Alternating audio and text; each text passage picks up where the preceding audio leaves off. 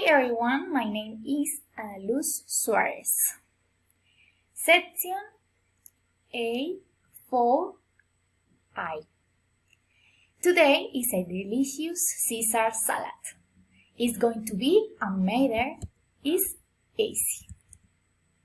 First, the lectures is washed. This is the cut in the pieces. Now, some bread is taken is the cut to small squares.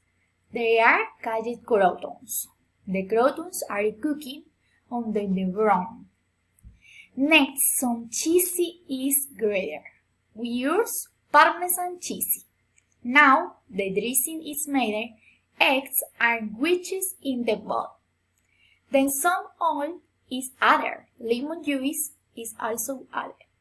Now, all the ingredients are put together. The lecture it pleasures is a bowl. The croutons are added.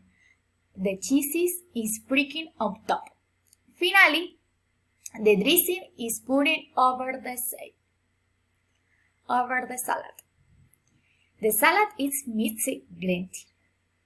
And there you have in a yummy Caesar salad. It's ready to be eaten. Enjoy. Thank you.